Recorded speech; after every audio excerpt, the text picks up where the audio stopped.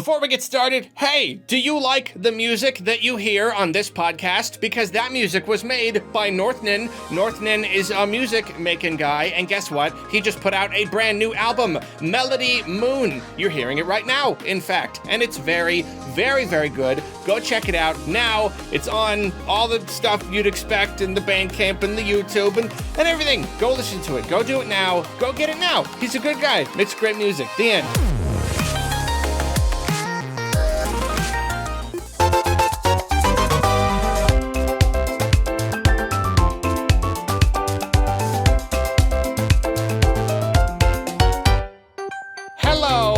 Hello, and you're not going to believe this, but hello, my wonderful friends, and welcome to another episode of Arlocast, the podcast that will make you nod fast because you enjoy it so much and really agree with what we're saying. I don't know.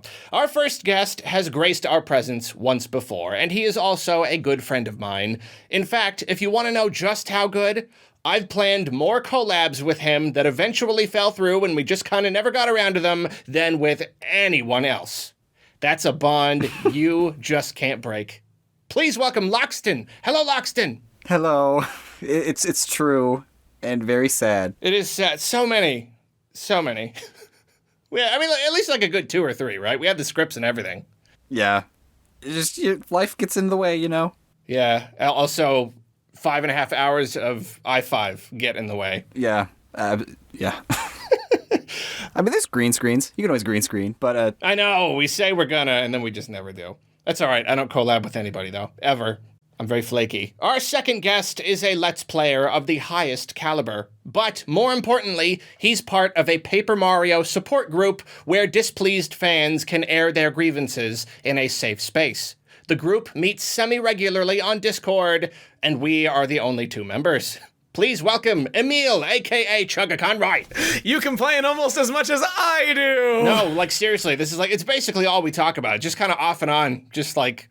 We just complain about Paper Mario to each other. It's good fun. We just like stay up late, drinking bottles of water because we aren't cool enough to be drinking anything else, and we're just like all depressed, being like, man, you know, you don't have to sacrifice the story to tell funny jokes about paper. Those things are not mutually exclusive. Every once in a while, crying and patting each other on the back. That's the whole thing. Well, you know what? While you guys are here, let's talk about our guests.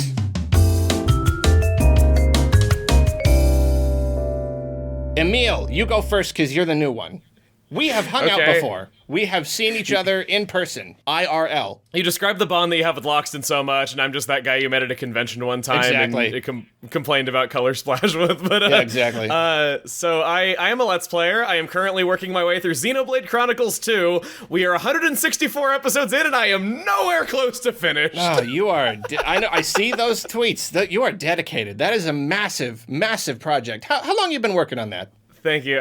So it began planning in, April of 2018, I think it was.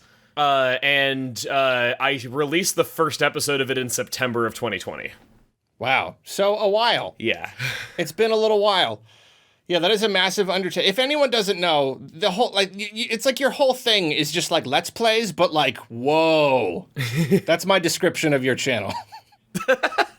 Well, it's more than just Let's Plays. Like the research and the editing and everything. It is a cut above, my friend. Your mileage may vary, but I try to do absolutely everything that a game has to offer, and for some games that is a better idea than others. Yeah, this one seemed like a bit of a thing. Yeah, well, I mean, you kind of do tend to just pick games that are just really, really big. Animal Crossing, yeah. Pokemon, like. Yeah, this is not my first 100 episode series for sure.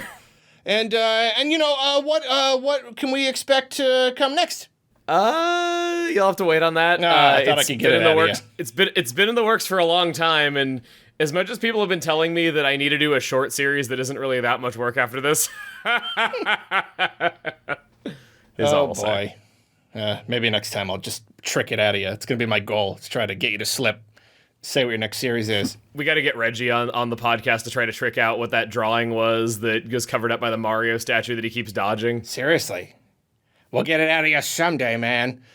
Well, that's great, and I did have it's not actually that funny of a story, but it's still a story. When we were at Too Many Games, that's the one that's the only time we've met, right? Too Many Games? Yes. That one time? Yes. And I got stuffed into the trunk of Scott the Waz's car, I think. Yes, that's part of it. You were part of that story. That's my name drop story. My friends saw that happening, and like they texted all my other friends about it. They're like, "Oh my! I just saw Emil getting into the trunk of someone's car. Like, oh my god! I hope he's okay. Like, should I have gone over there and stopped that, or like tried to see if like what was going on?" And it's Scott the Waz's car. No, it was Mike Pixley's car. I thought Scott the Waz was in the trunk.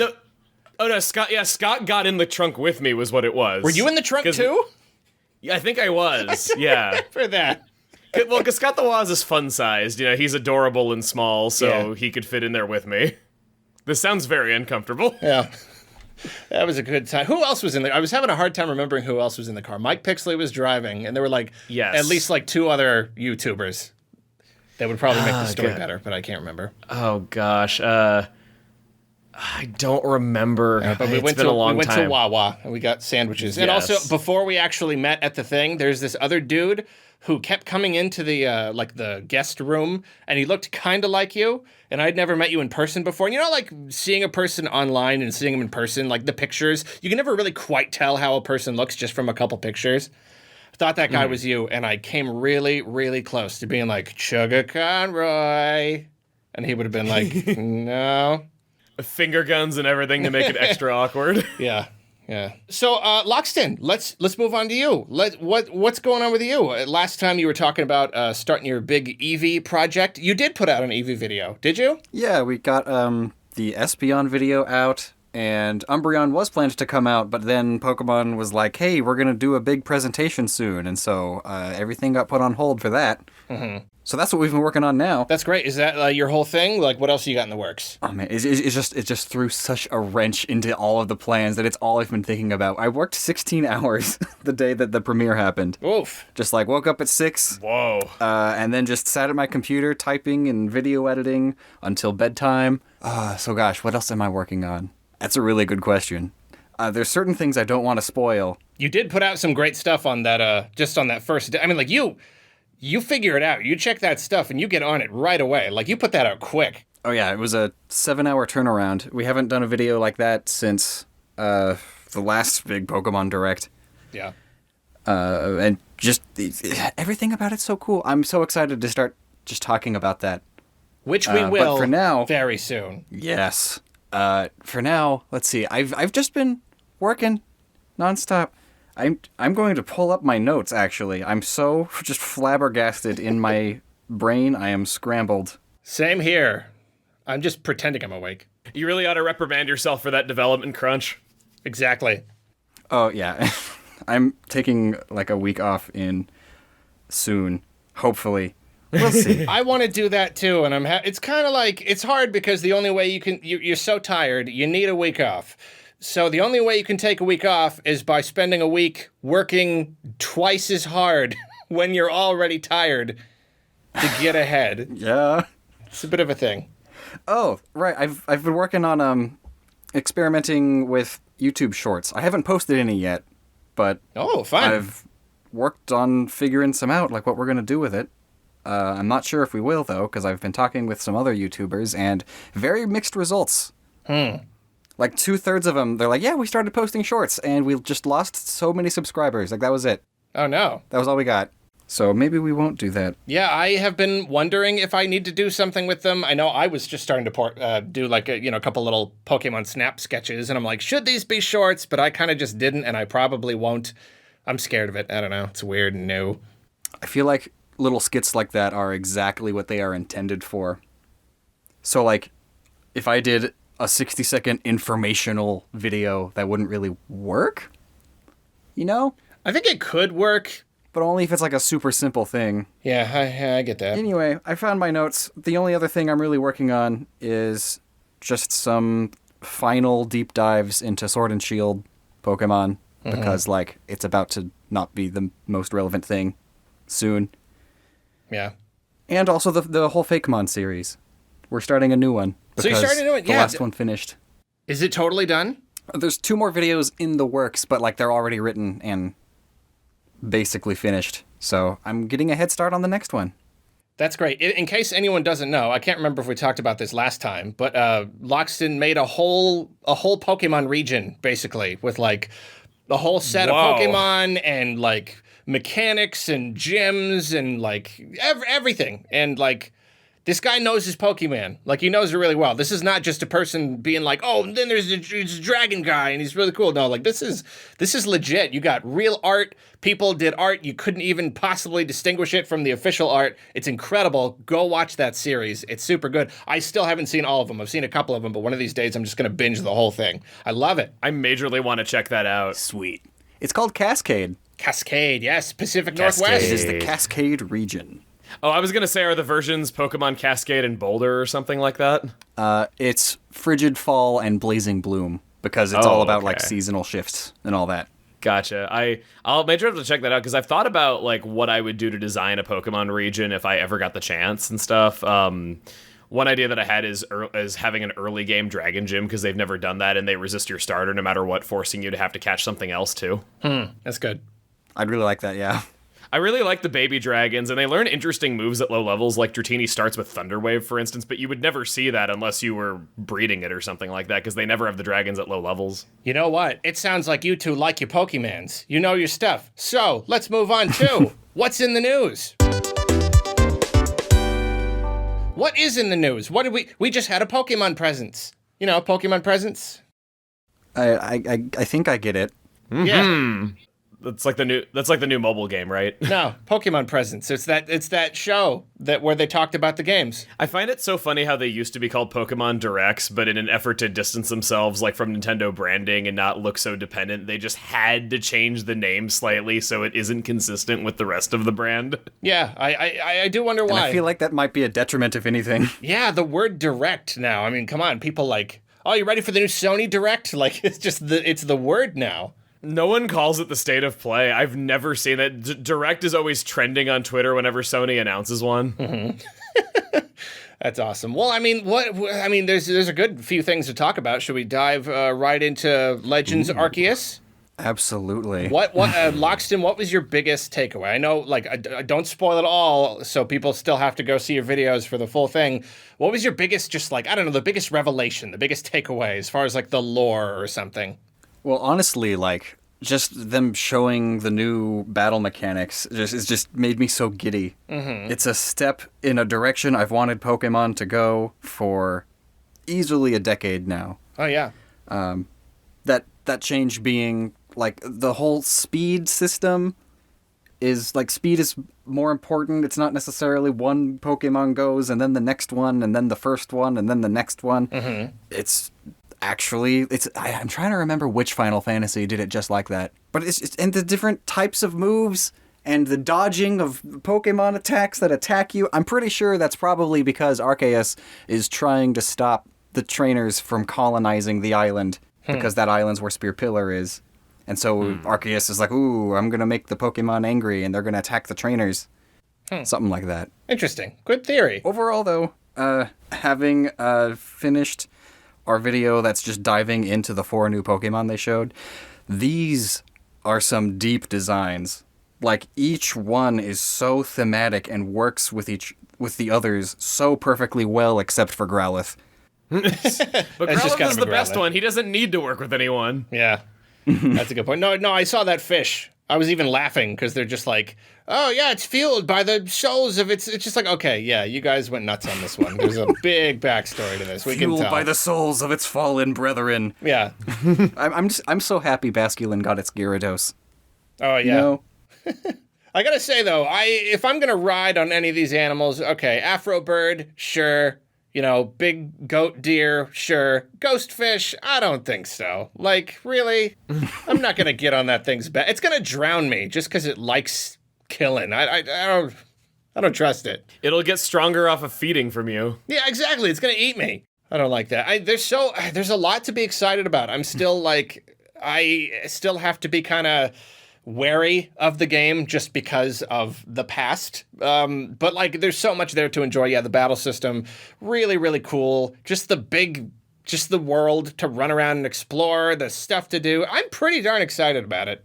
To be honest, it's the first time I've been, like, super legitimately hyped for a Pokemon game in a very long time. Mm-hmm. It's because it's breaking away literally at all. Like, it's not just like...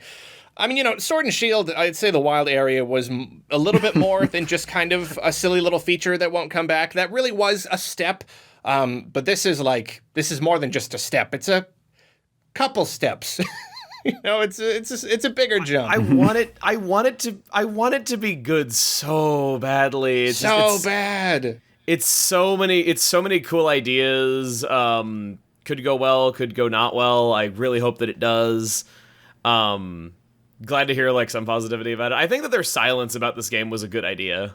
Where it was just kind of shrouded in mystery for a long time. Then when we saw what it actually was, it was really cool. Oh, for sure. Honestly, I think they showed it off way too early. Yeah, it kind of did. There was so much talk. It was super vague. So much talk about how bad it looked. They just showed too early of a version of it. Yeah, they should have just done a really teaser. It should have been more teasery, where we didn't really see much, but we got, like, thematically what it was about, so we could be excited by that, while not kind of brought down by the technical issues. We would have just been like, oh my gosh, really? Like, a big Pokemon adventure? Like, that would have been cool. But yeah, they didn't quite handle it super great.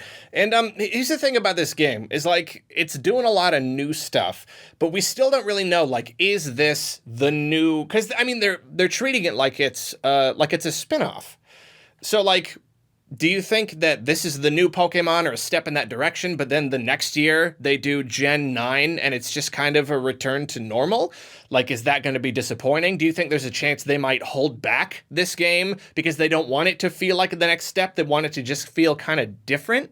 Kind of a separate entity? My personal theory on that, I've given this some thought already, is that the newer games are going to go in this more action-y, adventure-y kind of direction and be more open. And the Pokemon style that we all knew and loved will be reserved for remakes. Yeah, I could see that. Yeah, I could definitely see that, especially if they start, I don't know. Yeah, it would make sense. There's a lot of remake material. Because, there's tons of games to remake. You'll still get your fix for what Pokemon used to be like every few years anyway, that way, because they remake stuff all the time. Yeah, updated with new graphics and everything. So you kind of get best of both worlds or something. Some Let's Go Johto stuff. And then there you go. It's your classic formula. Yeah. But with Go mechanics also. Yeah, I don't want that part, though. I don't want the the throwing. I didn't like the throwing. I like the other stuff, though. Everyone complains about it. Maybe I just didn't have an issue because I played Pokemon Go for like 3 years. It felt really natural to me, and I never missed the throws. No, I couldn't. When I was doing handheld, I could, but when I'm doing the Joy-Con, I could not stand it. Also, just like having to play with one hand and with a Joy-Con, that was terrible. That I'll give you, especially with certain build quality. Today, actually, this is really topical. I called Nintendo today to finally send away all of my broken Joy-Con, which is 5 pairs of them. What? Joy-Con drift doesn't exist. What are you talking about? To their credit, they extended my warranty and did it for free, so I guess they, at least someone knows it's a thing. They know. They just don't like to talk about it. I don't know. Maybe they're just still making tons of money anyway, even with having to fix people's controllers constantly. Maybe they don't know of a low-cost way to fix the problem and don't want to admit that. I don't know. It's a thing. Actually, I don't know if it's like a big thing, but one of our PS5 controllers actually had really bad stick drift on it. I've heard the PS5. Maybe there's like just an issue with stick drift factory. Yeah, I've heard that it's been doing it. I've heard of that. Yeah. I don't know where mankind lost the way on how to make good joysticks because they were doing it just fine for over 25 years, and yet suddenly no one can do it right anymore. Yeah, it's weird. Even like the N64, like that stick will like, it gets all loose and wiggly, but it still never drifts like in the game. No, I've never had this problem with other systems. I still have working N64 and GameCube sticks in my collection. It's never been a thing before this, except in really rare circumstances. It's just Joy-Cons for the most part. I heard that the manufacturer that makes the sticks in the PS5 is the same that makes the sticks in the Switch, but I don't know if that's true. I haven't actually researched it. Yeah, I don't know. Well, getting back on topic, what else about Legends Arceus? I'm pretty excited about the whole, like, the thing where you go out and, like, you research, and it's just kind of like all these little, like, boxes to tick, just like a bunch of little stuff. That makes me feel like the bulk of it is just going to be kind of like going on these little missions of just kind of gathering information, and it seems kind of bloaty, you know, like open world game, but like in the good way, in the way that I actually really like. You know, there's always something to be doing. You know what I mean? I hope it's in a good way. The fact that you can die. Yeah. I am worried about the bloat because I don't remember the exact number, but like the trailer shows like a menu of the missions and everything, and one of them's catch 15 shinks. Oh. So, like... Yeah, that is a lot. But at the same time, if you don't have to battle every Pokemon, a lot of them you can just throw the ball. It could just be true. you're stalking around an area. It could just take you a few minutes to do it or something. I hope so. It's true. They can't go too far with it. It was just... The shinks in the trailer also was aggressive, so, like, you did have to fight the shinks. And I guess normally in Pokemon games, you still fight loads of wild mon, but you don't have to worry about catching them also. Mm-hmm. So... Yeah, interesting. There's room for bloat. That's, like, my main concern. But everything else is so cool. It is really cool. I do wonder, like, if you can, like, how early do you get a mount? How many areas of this island do you have access to? Like, is there anything, like, blocking your path? Or is it just, like, a big giant world and you can just kind of go wherever you want? One thing that kind of excites me about, like, the world and the progression and all that is for a long time, I've been saying that I kind of wish that... everyone was so upset about HM moves and wanted them to go away for the longest time and needing like 8 of them to progress through the game. Mm-hmm. So my argument was, why not make it so the badges are items that enable the trainer to do these things themselves, like push boulders or, you know, being able to swim, things like that. Or like, where that would give the trainer more to do in terms of lore, where they wouldn't seem like they're just standing around barking orders while the Pokemon does all the work, while also fixing a problem. That was my proposed solution for that I'd bring up a lot of the time for a while. They did ride Pokemon instead of that, but I kind of feel like in Legends Arceus, the trainer actually having to do more and you having to stay alive and all that, that might make the trainer feel more important. Yeah, that's true. I do like that idea. It's just like, you're not just a little sprite, and sometimes you engage in a battle. It's like, no, you're a person, and these Pokemon are attacking you. Like, you're really there in the world. This is not a simulation, you know? Like, I really do like that. I am a human being. Yeah, exactly. No, I like that. And I'm really hoping there's, like, I don't know, I have, for a long time, wanted just, like, a non-linear Pokemon game, where you can kind of just go wherever. And Sword and Shield, like, felt like it could have been that, with the wild area being so big, and, like... It felt like it could have, and then it didn't, and it didn't really have a good reason, I guess just because it had a lame, like, linear story. It would be cool if this one is just kind of go whatever direction you want. I mean, it's clear that they took a lot of inspiration from Breath of the Wild, so maybe it'll be that way in the story progression as well. The DLC of Sword and Shield did a lot to explore ideas for what a more open Pokemon game could be like. Yeah, now would be the time to try it, because I assume there aren't any gyms or gym equivalents. Yeah, how is that going to work? I mean, and that really just ties into the same thing, is like, is your main goal going to be this research, or like, are you going to have a lot of really big, important battles? Maybe instead of gyms, you fight these rage raid these Pokemon that are like, oh, like a big scary whatever is over here, and he's got the glowy eyes, and maybe that'll be kind of like the gyms, you know? Sort of like Totem Pokemon. But more intense. I don't know, Totem Pokemon were scary. Like, they summon Alamomola, and then it just keeps heal pulsing the boss and stuff. That was my least favorite fight that I've ever done in any Pokemon game ever. Specifically those dang Alomomolas. For me, it was Ultra Necrozma, and how the first time I battled it, I didn't even get a turn. Wow, nice. It outsped and one-shot all 6 of my Pokemon, having a move that was super effective on all 6 of them. Oh no. I was so upset. I did not play that one. That was Sun and Moon, right? Oh, Ultra Sun, Ultra Moon. All right. Yeah, I didn't play that I one. love Sun and Moon, but no one else does, and it hurts me. It's very divisive. I see people on both sides. I see some people who really like it. Well, I better start hanging out at the clubs that you hang out at, because I need that. Everybody knows I'm a total club hopper right here, and they're all Pokemon fans. Well, anything else about Arceus that we want to cover before we talk about Diamond and Pearl? Nah. Just all the Pokemon are so deep. check out my video that is about him that will happen eventually soon. Go look at it. Go watch it right now. And if it's not there, wait until it's there. Don't even sleep. To give a sense of scale, I initially was planning on having a video that dives into all 4 of them come out the same day as the direct, just like because like we did have a video about it, but as I was researching everything, I realized, I'm gonna have to split this into 2 videos, so we'll rush the one about the region out, and then I'll just, we'll come out with the next one in a day or 2, and then it turned into a 20-minute video that was like super deep. There's just so many cultural and historical inspirations and reasonings behind them. The really quick example I can give, the whole reason Hisuian Growlithe has the horn is because the Komainu used to have horns, and then around the Showa era they just stopped giving them horns because of manufacturing costs, and the statue makers were tired of having to go and fix the horns that kept falling off, so they just stopped putting horns on them. And so since this game is before the Showa era, then yeah, of course Growlithe would have a horn. Things like that. All 4 of them are perfect examples of that. Like, the other 3 are based on animals that are extinct or very close to extinct that went extinct in, like, the 1930s and 40s. So, like, yeah, they would exist. So the canon lore is that Arceus wanted to manufacture Growlithe on the cheap after a few hundred years. Yes. He was thinking ahead. It's very economical of him.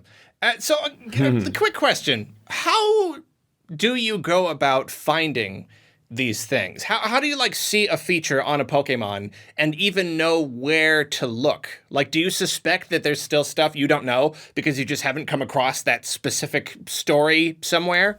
To be honest, even in the video that's coming out in a couple days, I mentioned that, like, I can't exactly find a reason for Braviary's eye mask thing that it has.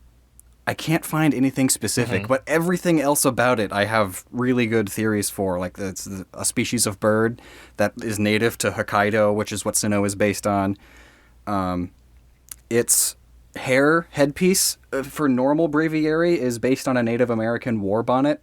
And in this case, they made it... I don't remember what it's called. It's like a haguma, which is basically the Japanese equivalent.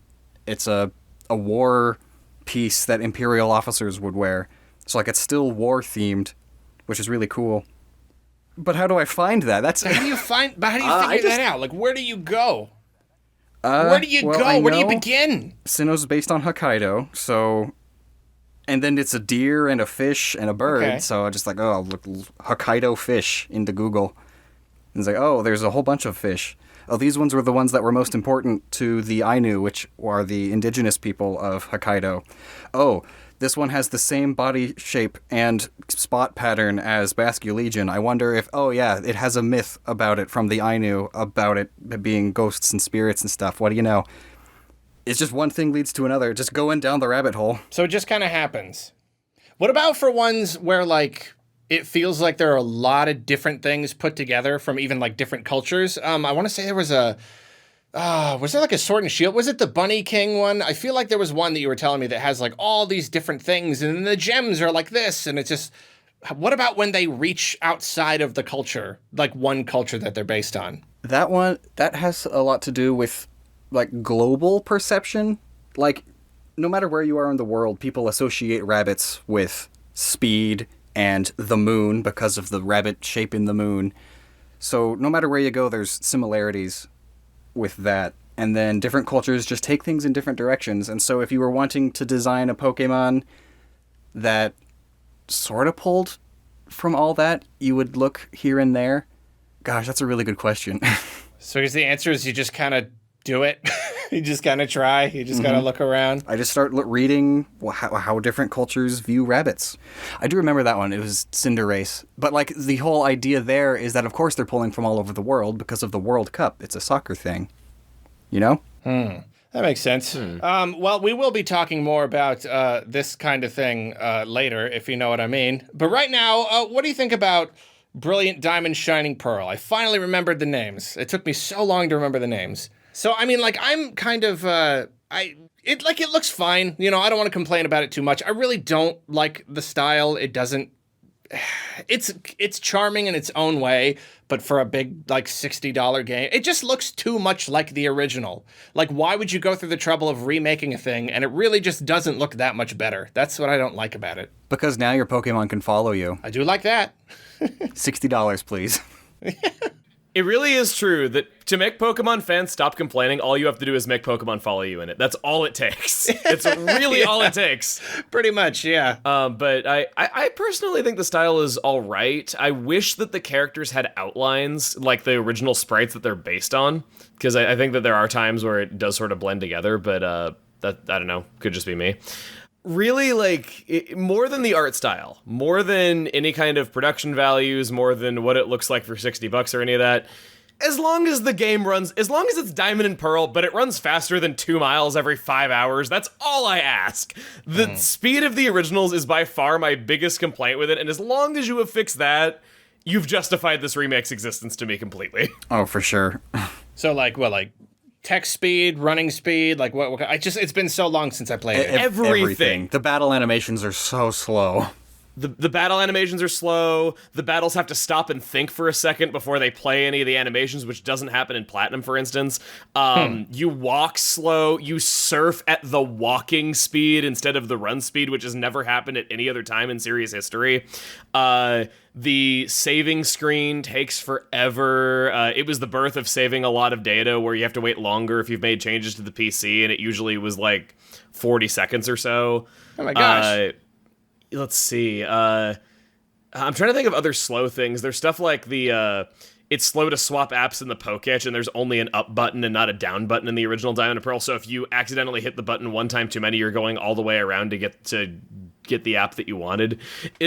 Everything in the original Diamond and Pearl is slow. That is weird. I did not know that. I did not remember that, but that sounds terrible. I already thought Sword and Shield were too slow. Like, just the battle animations and how long everything takes. Like, no, Sword and Shield is decently fast. I wouldn't say it's the fastest Pokemon game or anything, though, but it's miles better than Diamond and Pearl. Well, then I do hope they fixed it, because I'm not playing that. I'm sure they did. I'm not sure, but I'm fairly confident they did. Never sure when it comes to Pokemon. To make sure it's a faithful remake, we added a second to every menu option. Yeah. Well, it's already 1-to-1, jeez. I was gonna say that they added an original version option in the menus where everything just takes forever for no good reason. That'd be pretty funny. I'd like that. I've always joked that that the reason why Barry is so impatient is because he moved from a region that moves at a normal speed to Sinnoh, and like if you lived in a region that was at a normal speed and then when you were 10 you moved to Sinnoh, it would drive anybody completely batty and make them so impatient. That's hilarious. That was good. Thank you. So what else? Lockstin, what do you think about it? I think there's not much to think about it. It really is just kind of the same game again, right? It's not it's not super exciting. Yeah, like the other remakes, they always did something, like some big twist, like Omega Ruby and Alpha Sapphire, they mega Pokemon, and it's like an alternate timeline, and there's a whole Delta episode thing. I didn't know that. And there's, I guess the only big difference here is that there's fairy Pokemon and Pokemon Follow You. All right. And that's about it. Yeah, it's really just, it's by the numbers. But it's like, in a way that like you can't really blame them, because like what else did we expect? It's just one of the remakes, you know? Mm-hmm. I kind of appreciate them not creating some kind of crazy gimmick, because with X and Y, they went out of their way so often to say, oh, Mega Evolution only happens in the Kalos region. You know, they hammered that in so much. And then in Omega Ruby Alpha Sapphire, they had to make an entire alternate universe to justify why there was Mega Evolution in the game. And then in Sun and Moon, they took it a step further where they went, oh, hey, Dexio has an extra Mega Ring. Here you go. I guess the people of Kalos were just stupid. Yeah, it's just kind of, it's what it needs to be. You know, if anything, it's faithful. So it's like, can you really complain too much? It's better than making alternate universes to justify Dynamax being in the game and stuff. Mm-hmm. Yeah, they probably should have just not written in there in the first place. It's a little weird. They did it again, though, too, mentioning that Galar is the only place that Dynamax happens. So I'm wondering if they're actually sticking to it this time or not. I think they are, because we've not seen anything Dynamax related. And they've also said that ranked battles are not going to be a thing in Diamond and Pearl, which implies a different competitive format. Yeah, I thought Dynamaxing would be in whatever remake they did. but it's not. I guess you'd have to redo a lot of stuff, and you have to make sure that every city can have a giant stadium in it and everything. Yeah, it's true. Oh, enlightening. Simply enlightening. But now it's time for a word from our sponsor. This episode of Arlocast was brought to you by Carl's Clamps. Yes, that's right, Carl's Clamps, the leading seller of clamps in the lower western North State, servicing select parts of Shasta and Tehama counties since 2018.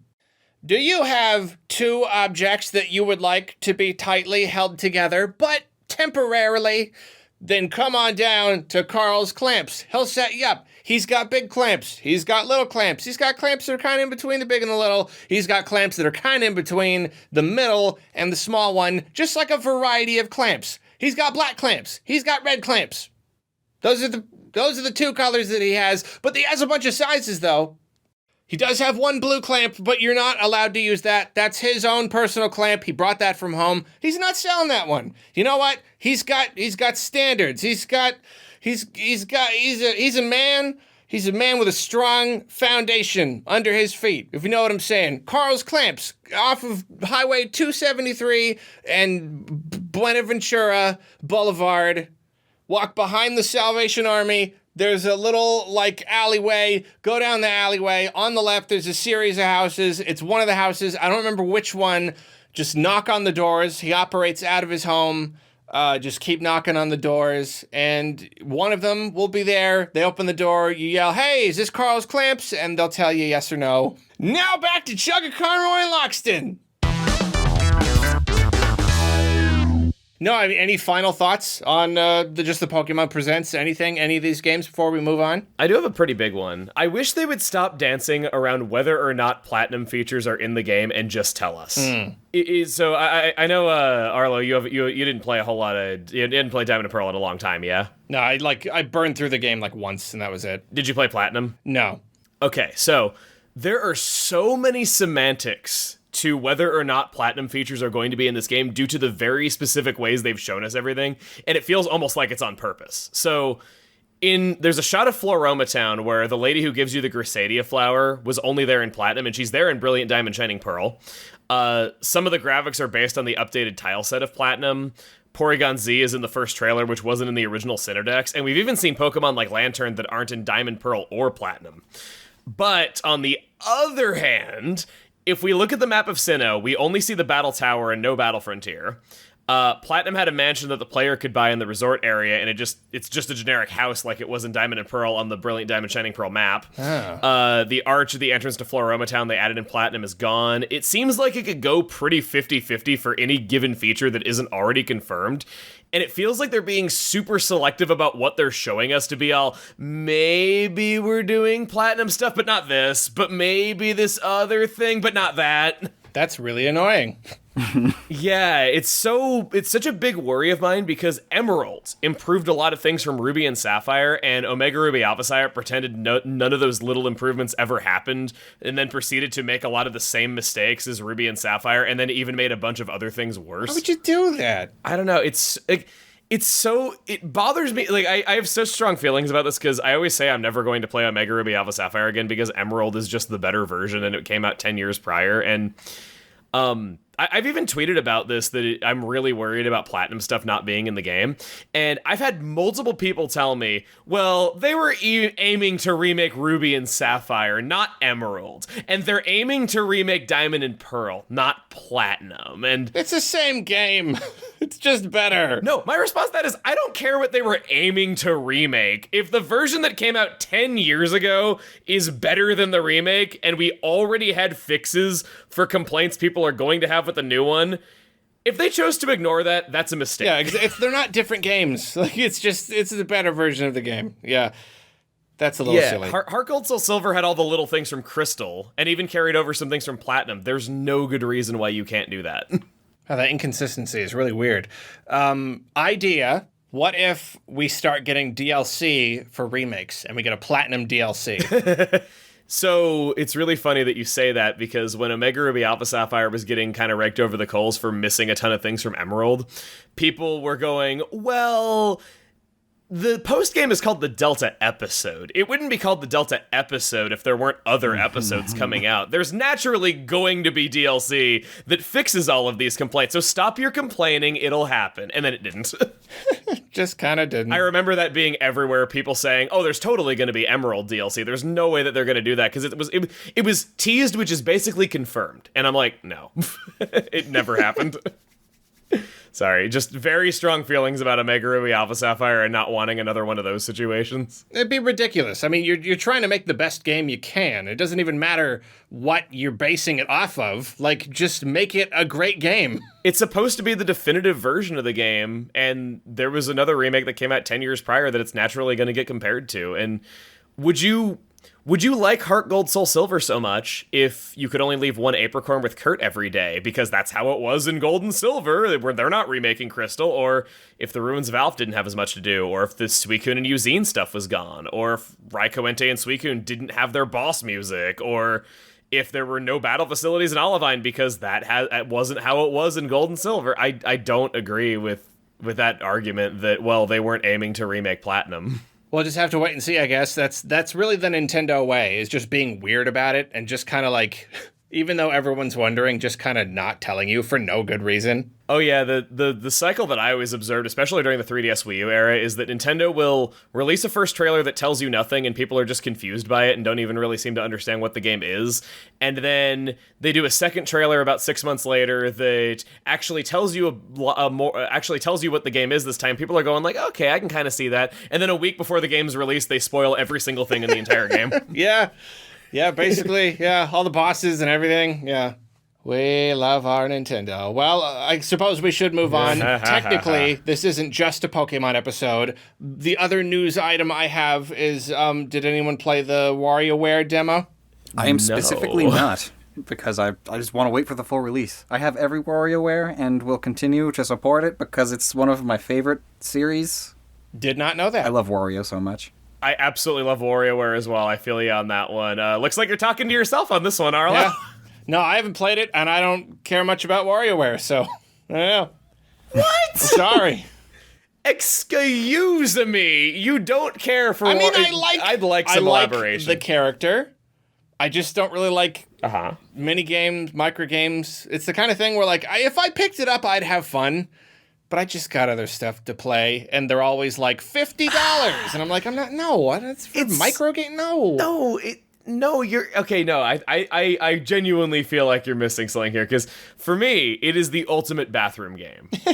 It doesn't require a big commitment. The story's really silly. The cutscenes are fun to just kind of watch through for a couple minutes, and then you just see how high of a score you can get. The stages are over in a few minutes. It's really fun score attacking when you're just on the toilet or like in a taxi cab somewhere or something. Yeah, well, I don't even like score attack games either. So that's where I just I'd play it and I'd be like, oh, I pick his nose, and then I'm just kind of done. It's just not my thing. I don't know.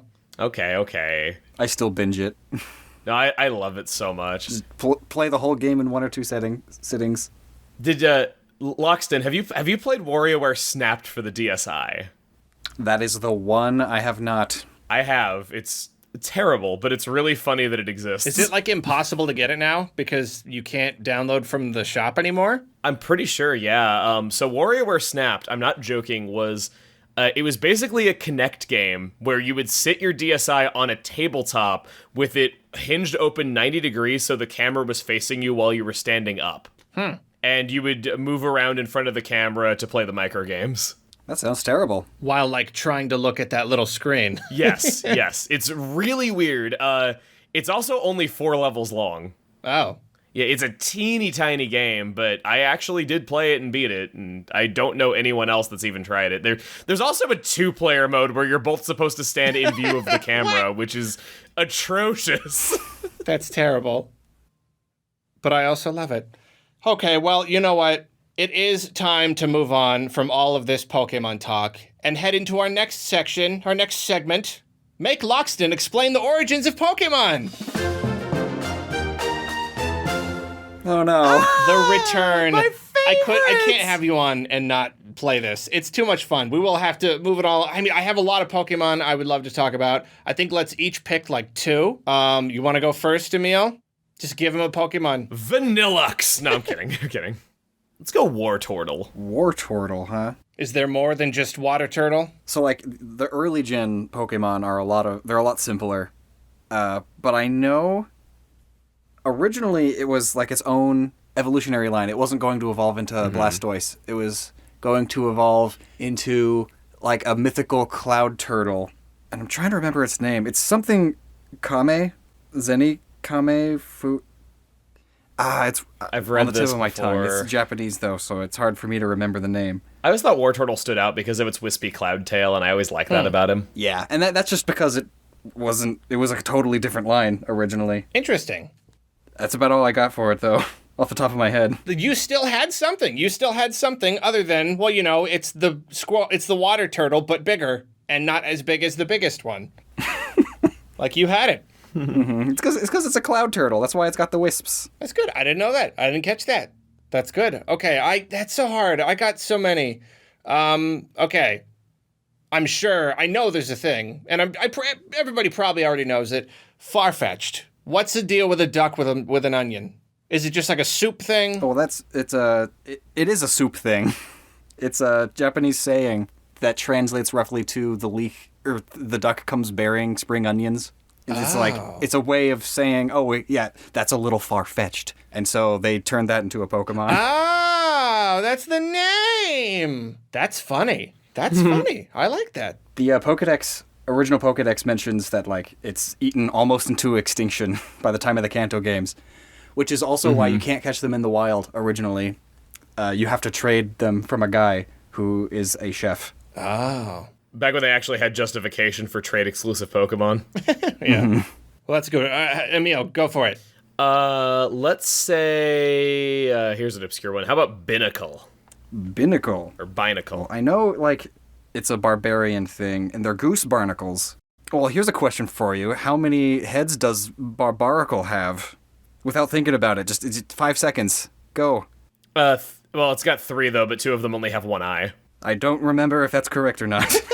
I thought you were really quizzing me. I don't even know what Pokemon you're talking about. I don't even know this one. And then it also has eyeballs in each of its hands, so does that count as a face? I'd say so. What is it with video games and putting eyeballs in hands? I don't know what that is. Well, yeah, I did a questionnaire trivia thing with some other PokeTubers and competitive Pokemon players. And that was one of the questions that we tricked them with. It was, which Pokemon has the most heads? And if I remember correctly, the answer is Barbaracle. If you count all the things as heads. Have you been stumped? I actually can't think of anything deeper beyond its goose barnacles in the shape of a dude. And it acts kind of like a barbarian. Maybe that's it. I'm pretty sure there's some yokai that are eye in hands thing. Because that's, like, extremely common. That's why so many Nintendo bosses are just, there's eyes in the hands. It's all a Hamsa. A Hamsa being, like, those amulets that do magic stuff. I don't remember the specifics. But they also have an eyeball in the middle of the palm. And it's all about working together. That's probably it. Yeah, you working still had together. They got an eye in a palm. I'm live revelations right here. You did it. We can't stump you. Almost. You almost got me on that one. Darn. Is it my... Well, see, the problem is I only had time to look at the Gen 1 decks, and so you're going to have all those. But I still want to know. It's not just about stumping you. This is hard. Okay. Jigglypuff. It's just a singing balloon. Is that really... Is just a Jigglypuff of a thing, and it sings? Like, is there more to it? It's pudding, I think. Unless I'm getting that confused with something else. Pudding? It's like a pudding-filled balloon. Its Japanese name is Pudding. Did not know that. I had forgotten about that. And then Wigglytuff's Japanese name is Custard. Oh, okay. I never knew Jigglypuff was full of pudding. Kind of gross. And appetizing. Well, you know what? That one was so simple. I'm going to steal another one. Krabby. Give me something more than it's a crab. Well, it's a crab that's really cranky. Because it's crabby. Get it? I do get it.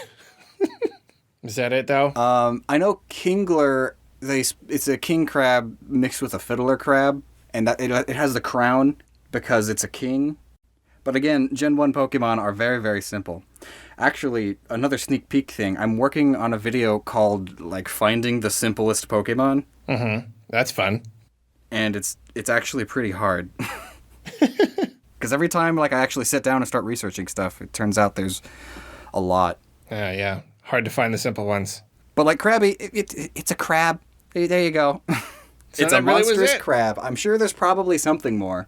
Yeah, maybe. Last But off the time top you of my got me head. with the lick-a-tongue. You had the whole thing, so guy with the tongue, so I thought maybe the crab too, but I guess not. It's just a crabby. Yeah. I can't not do more. Lickitung cool because it's got, like, a yokai thing. Yeah. But, yeah, Krabby, Let's do one more each. Emil, hit him with one more. And then I'll do one more after that. Oh, shoot. Gotta make it a complicated one. Duraludon. I've always said it looks like an asthma inhaler. It's primarily inspired by the Shard, which is a building in London that looks just like its Gigantamax form. It even has the right color lights on the top and the, like, glass spikes on the very top of the building. He's real. It's also partially inspired by, some say, Mechagodzilla, because it's the rival to Tyranitar, which is sort of like Godzilla. But there's also Bemular, which also is a old kaiju that much more closely resembles Tyranitar than Godzilla does. And Duraludon would then match up with Mecha Bemular, which also looks just like it, like with the spikes and everything behind it. I got a whole video about that one. Oh, all right. The Shard is really cool looking. You know, it's really funny. There's 900 Pokemon, and literally earlier today, I was just wondering about that one specifically, because I was like, yeah, he's a building when he's Gigantamax, but what's like the regular one? That's really funny that you brought that one up. And then I almost said Tyranitar for my other one, but then you even mentioned that one. Okay, I gotta come up with another one. Just one more. It's hard though. Like, what's a really interesting one from a later gen, so it's not just gonna be like, Mankey, he's a monkey. I don't know. Okay. I feel like I've probably heard this, and you probably did a video and everything, but remind me about Dragapult. Dragapult. It's one of my favorites. Oh, yes. Man, where do I even start? There's so many different things. There's the Diplocalcus or Diplocalus, Diplosaurus. It's a dinosaur thing that already looks just like it. And then if you mix that with a stealth bomber, because the British, all Gen 8 Pokemon are British. The British helped develop stealth bomber technology, and that's also its head shape, and that also explains why its ghost typing can turn invisible and all that. And its little dreepy that it shoots out of its head, it's very similar to certain other extinct amphibians, how they would carry... Actually, there's that weird frog that also carries its babies, like, inside of its skin, and it's gross. You know, you're given such big reasons for, like, why it's ghost type, though, but I always thought, well, I mean, it shoots its children at people, of course they're dead. Yeah. Yeah. Everybody just getting shot around all the time. Yeah, makes sense. Yeah, that's a good one. But yeah, it's pretty much just a whole bunch of little things. There's, like, crossbow elements in it. It's an aircraft carrier because the Dreepy, it uses them as missiles, but they also more closely resemble, like, little jet planes. So it's an aircraft carrier, which is why its chest has the little arrows pointing up on it. And that's fitting also because the British also were involved in the development of the first aircraft carriers. See, and this is where we split. This is where, like, you love all the deep lore and stuff, and I just want a thing that's cool. So this is where you're like, oh, look at all these different things, and they add together, and it's really deep and cool. And then I'm like, it was a ghost dragon, which is really cool, but now it shoots babies out of his head. This is dumb. Just like, that's stupid. It is pretty dumb, but like... But the lore is there. Mm-hmm. The lore has always been my favorite part of Pokemon. Well, you know what? You've given me an appreciation for it, I have to say. I didn't know that was even a thing until you started talking about it, so thank you. Oh, one more other thing. Yes. I was trying to remember the name. What's the middle evolution? Is it Dracloak. Dracloak, right. It's named after a company that makes jets for the military. It's like Draken Air Force or something like that. It's super cool. Just thought it was Dragon and Cloak.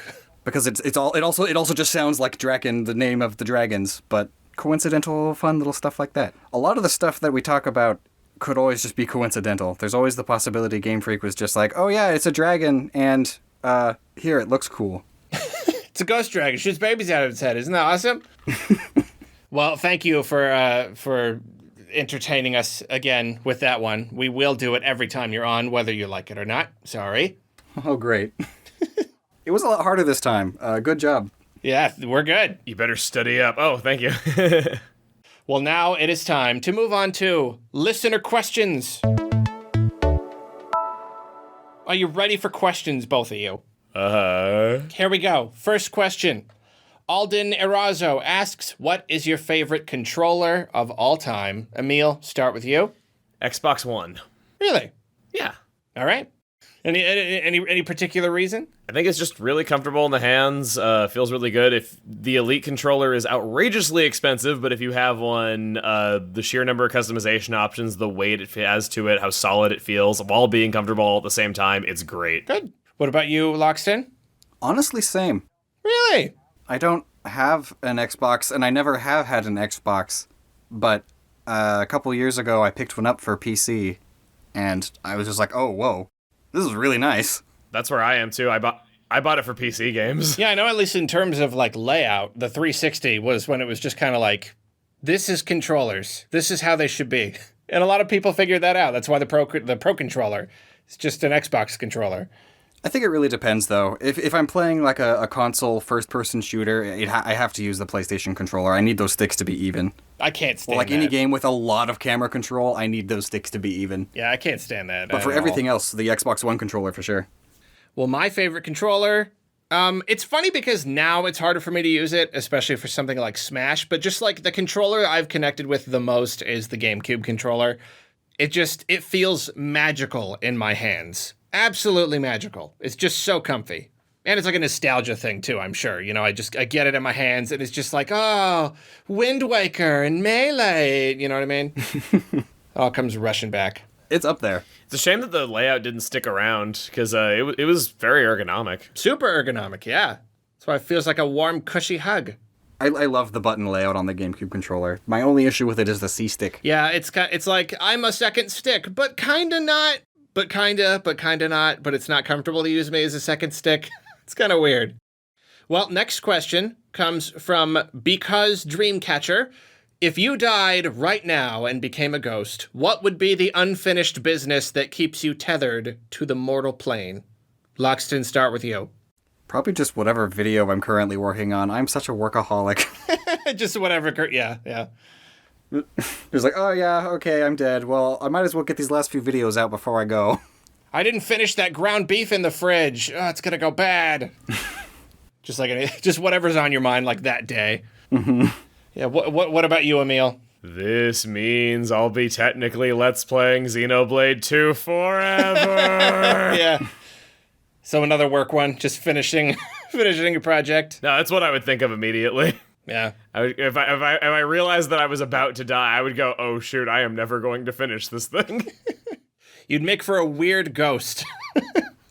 You're not like angry, you don't want to kill anybody. It's just kind of like, well, he didn't finish his Let's Play. He just kind of floats around muttering about characters and editing software and stuff. My answer, I think there's a lot that I want to do, but the first thing that really comes to mind is that I never got to make an Arlo movie. I thought you were gonna say I never got to play another good Paper Mario before. Well, that's never gonna happen. So, no, yeah, I feel like that's not the end of my career, but it's kind of the pinnacle. If I ever get to make a movie, that's what I really want to do. That's why I could be like, all right, I did it. I did this thing. You know, I did this YouTube thing. Final question. Pob Lord asks, if you could make a massive imprint on the surface of the moon, visible all over the world, what would it be? I will go first. I would put CHA, and the A is not quite finished. Anybody get that reference? Nobody? No. You never watched The Tick? No. Come on, you guys. The Tick. It's an animated series. The big blue guy with the moth thing. I loved that show. I don't remember that moon thing, though. Okay, yeah, the Chairface. He tried to write his name on the moon, but they stopped him, so he only got through CH and part of A, and it's just like that way for the rest of the series, and it's very funny, and I think it's very funny. So that's the first thing that came to my mind. What about you, Emil? Localized Mother 3. Even that would not be enough. Just there, just forever, for thousands of years. No, it wouldn't. That's good. Lockstin, what about you? It's hard not to think too hard about it. I know, I that's guess my thing. I would definitely probably come up with something else if I really gave it some thought, but you got to just kind of go with something. Investigate Arlo. Uh-oh. They're coming for me. Just like those huge billboards for conspiracy theories. Yeah. Who is Arlo? Except I just use it to start some drama. Start some YouTube drama. That's good.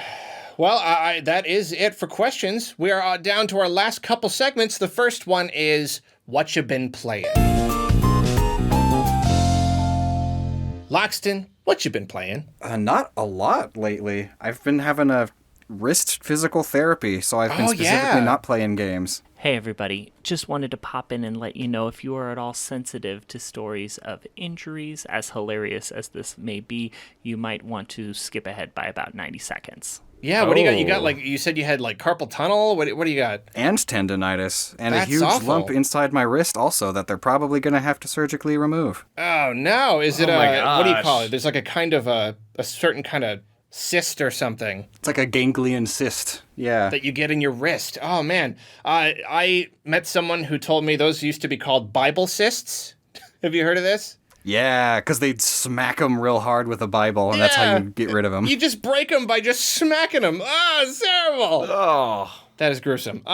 Fun fact, this is actually my second ganglion cyst. The first one I accidentally burst when I tripped at the beach, and I could feel all of the liquid from inside of it like ooze through my arm. Chris, put a content warning Like all the before way that down to the story. elbow. It didn't hurt. Mature content warning. Content warning. Oh man! So how is this happening? Is it your keyboard tendencies? Like is there something causing it? Well, like- Tendencies. Tendencies. Very good. Very good. Thank you. It's just I guess it's just my lifestyle. Because if I'm not working at a computer, I'm playing video games. Yeah. And that's my lifestyle. I'm a little bit worried about that. Yeah, I'm kind of worried about it too. Yeah, my dad had carpal tunnel. I'm like, I don't know, but I still never do anything. I know you should probably be like standing, and then you got like the special keyboard, like in Indie Game the movie that John Blow has, where like your hands are hanging down over it and like all this fancy stuff. I just never do. So I hope my wrists don't go bad. Well, I'm sorry to hear that. How about you, Emil? You have any better luck? You're just playing Xenoblade, right? Do you play anything else? Lately, mostly Pokemon Unite. I get together with people and play that almost every night. Oh yeah. It's been my big one. Good. Simple answers. Mine, I think really the main things, I had Kitaria Fables. I did a sponsorship for them, so I had it really nice and early, a couple weeks early. And I finished it up, and it is fun. I dug into that game pretty hard, and I played it, and then I was done. And then I just started up Minute, that little like the Zelda-like adventure one. I'm still having a hard time knowing if I'm liking it because I'm getting a little annoyed whenever I hit even the slightest bit of resistance, and I can't. If anyone doesn't know, it's a game where like it's like a little Zelda game, but every minute you die, and you have to start over. But like you don't start the whole thing over; you just go back to your house, and so you kind of got to like learn the layout. But like right when I start to be like, wait, I don't know where to go, and then I get annoyed. So I'm not sure if I'm liking it yet or not. That's all the answer I got. No elaboration or anything. That some of these segments are going by real quick. So we're down to our last one. It's what you been eating. Emil, tell me about Emil. I have been waiting literally years to say that and make that joke. Years. Surprisingly, I don't hear that as much as I've always expected to, because I always kept thinking that people were going to say that about me from the early times of, like, you know, me, like, knowing English as a child. But only one time have I ever ordered food at a restaurant, and they're like, what's the name? And I go, Emil, E-M. They're like, wait, you want a meal? That's only happened once. That is surprising. I feel special now. I made some ground turkey stuffed peppers yesterday and really liked them. Oh, that's good. Been trying to get better at cooking. I think I ordered a shrimp sandwich. That was the last time that I ate out, and that was really good. Had like jalapenos on it and stuff. Shrimp sandwich. Yeah, Weird. Why have I never heard of a shrimp sandwich before? it's kind of like it's kind of on a roll. so it's more sub-like, but not long. Huh. I'm not a big shrimp guy. Hey, I've never thought of putting shrimp in a sandwich before. Yeah, that's strange. I was feeling adventurous, I guess. Interesting. I'm not a big seafood person in general. If you like bread it and fry it, But you're blue. if you fry it up with like a ton of batter on it, then maybe. But yeah, I don't know. Not a big fish guy. What about you, Lockstin? What you been eating? What kind of crazy keto concoction you cooking up? I recently started picking up poblano peppers and just stuffing them with cheese and stuff. Stuffed peppers. And that's been really good. Another one. Oddly similar. Yeah. No, stuffed peppers are good. Yeah. I do. I think I usually just do turkey. I've done beef a couple times, but for the most part, just do like turkey, like quinoa, black beans, onion, that kind of stuff. Cheese on top. Like bell peppers. Haven't done that in a while, though. You're supposed to top them with pickled onions, and I've been looking everywhere for pickled onions for like 3 weeks, and then I finally found some earlier today at the farmer's market. Pickled onions. But they were expensive, so I hope they're good. Yeah, I've never had pickled onions. What kind of onion? Like, what size? Are they, like, chopped up or what? Yeah, they're like quarters. Like if you cut an onion into quarters, put them in a pickle jar, and then pickle them. Interesting. I don't know what I would use pickled onions for. For putting in poblano peppers with cheese. Yeah, I guess so. I guess that makes sense. Anything else? That's the only notable thing. All right. That's good. For me, I've been finally, every week I talk about how much junk food I've been eating. This week, I have actually been good, getting back into cooking, getting back into vegetables, eating lots of chicken, lots of broccoli. I will frequently just dump a whole bag of broccoli in the steamer and just kind of eat the whole thing there. And then another thing that I've been doing recently is I learned a really good way to make cheesy cauliflower. Just like in the oven. Ooh. Chop up cauliflower, mix it in like olive oil, just like sprinkle some garlic powder on top and just like bake it and then put cheddar cheese on the top. Super mega good. I can basically eat an entire head of cauliflower. I try to get the biggest one I can because it's so good. I don't know what people are on about. Broccoli's good. Broccoli's awesome. Garlic in there. No, it's incredible. It's a little harder for me to eat raw, but cooked, I can eat like any amount of broccoli. Definitely. I like just getting like frozen bags of it and microwaving it whenever I just need something healthy but don't want to have to cook something healthy. I can't do the frozen though. I'm frozen vegetables. The texture changes. I'm not a big fan. They get a little rubbery, and then you get that like kind of squeak. I like on your teeth. I like eating frozen raspberries and blueberries just raw, like not even heating them up, just eating them frozen. It's great. Yeah, I'm not as much of a fan of that. I do like them in, I chop them up and put them in ice cream, though. Oh, maybe I have to try that. God, I was thinking of going to the grocery store after this because I have to go get a couple of things, though, and maybe you've tempted me into being unhealthy. Yeah, vanilla ice cream, chop up frozen mixed berries. And then, as soon as you start being unhealthy, it has to go somewhere, so you're just pushing it on me so you can be healthy. Yeah, putting the curse on you. I'm going to go eat broccoli. No, I'm actually eating ribs tonight, so that's a lot of barbecue sauce. So. Oh, that sounds so good. Yeah, you do the vanilla, and you do the chopped up, like the mixed berries, and then you do just like chopped up chocolate chunks. If you want to be super naughty. That is one of my favorite things in the entire world. I'll make that. You have a Trader Joe's? Like an hour and a half away. Okay, don't do that then. But they got the best ice cream. They got the organic mixed berries. They got the best chocolate. I do love their chocolate. It's so good. You get the pound plus, the giant. Well, you probably don't, but not that I do. I would need a pound of chocolate in a day. What are you talking about? When I was a kid, I didn't understand that Trader Joe's was supposed to be all natural and like homegrown and all that stuff. I remember being a kid, my parents would go, and I was like, "What's up with this stupid grocery store? They didn't even carry M&Ms." Well, that's what's funny. It's really marketing. They're really not. Like, they have a lot of good natural stuff, but then plenty of it's just packaging. It's just a more brown package. Mm-hmm. No, I agree. They just don't carry the regular brands. Well, you guys, this has been a heck of a fun time. I hope that you have enjoyed yourselves. I have. Lockstin? Yeah. I didn't hate it. It wasn't bad. I do have a story that I'd like to share before I go. I promise I'll keep it short. Please, share it. So, you might recall a certain video that one little Arlo made, hashtag remaster 1,000-year door. Mm-hmm. I do remember that one. So, my first time ever hearing about that video, I was in Con Bravo in Canada. So, another country is a few years ago. I didn't have reliable access to the internet even on my phone. So, I'm just at this convention, and I'm doing a viewer meetup. And during this time, a viewer comes up to me and they're holding their camera and they're going, "Hey, can we get a clip of you saying remaster Thousand Year Door for Twitter?" And I go, "Oh, okay, yeah, sure." I was like, I wasn't aware there was a movement going on, but sure, I'll support that. And then they'll go like, "What are you talking about? You started it." And I'm like, "What?" That was my first time hearing about it, because in that video you said that I motivated you to do that. Yeah. And I'm just like, I didn't even know this was happening, and I'm at a convention and don't have internet, and apparently I helped start a movement that... No, yeah, you didn't realize you were a soldier in a movement. The sad thing is, I've talked with friends about this. I think we actually have a better chance of Mother 3 coming out in English than another Paper Mario game like the classics. Oh, for sure. Because with Mother 3, they seem to be at least aware of the demand and at least tease it every once in a while. Meanwhile, whenever you mention that Paper Mario used to have a story and interesting gameplay, they just shove their fingers in theirs and go, la, la, la, la, la, la, la. Exactly. Oh, man. So, I thought that was a really funny way to hear about that video and about, like, how you talked about me in it, because... Yeah, they wanted me to, like, get in on that, and I was like, oh, there was a movement I didn't know. They're like, you started it. That's awesome. I did not know that. That's a great story. Well, I suppose that's it. Anything else? Anything else you find, folks? Guess not.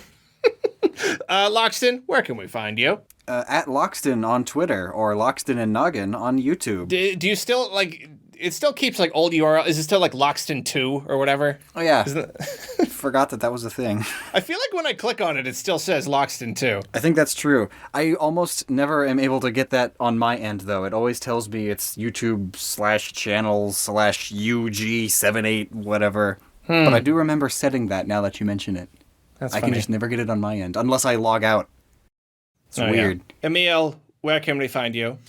At Chuggaaconroy, 2 G's, 2 A's on Twitter, Facebook, YouTube. I don't know if anybody still uses Facebook, actually. It's pretty inactive over there, but I still post my stuff there anyway. Yeah, I really don't. I'm just going to delete mine.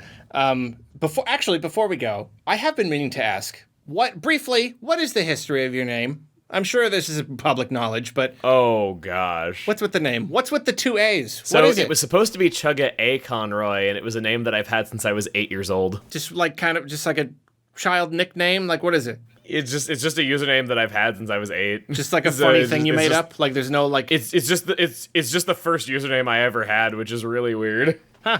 So just a thing you made up. Okay.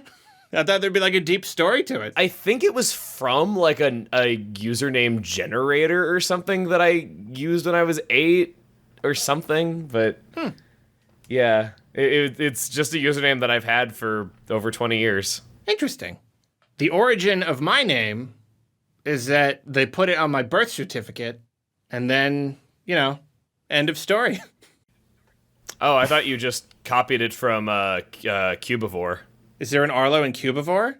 Yes, that's a Nintendo game that has an Arlo in it, so that's what I thought it was referencing. Oh, I didn't know that. I went back in time or forward in time or whatever to reference Pixar's The Good Dinosaur. And security software. And security software, yeah, exactly. Ending on a banger of a joke there. just leaving everybody crying, laughing. Everybody wave to the invisible cameras. Say goodbye. Bye. You both have to do it. Say bye. It's important. Bye. Louder. Bye. Bye. And that, my friends, is the end of another episode of Arlocast. It sure was a Pokemon of a good time. It's not even a pun or anything. But there you go, that's what you're getting. One final thanks to our guests, Chuggaaconroy and Lockstin. Be sure to follow at Arlocast on Twitter for updates and to submit questions, etc. This episode was edited and produced by Chris Jones. All the music you have been enjoying was created by Northnan. The Arlocast logo was created by Mario Castañeda. Links to all socials, channels, etc. for all guests and artists, along with an address for business inquiries, can be found in the show notes. As with all things I do, I am supported in part by my Patreon patrons, so an extra special thank you to them. Thanks again for listening, and we'll catch you next time on Arlocast.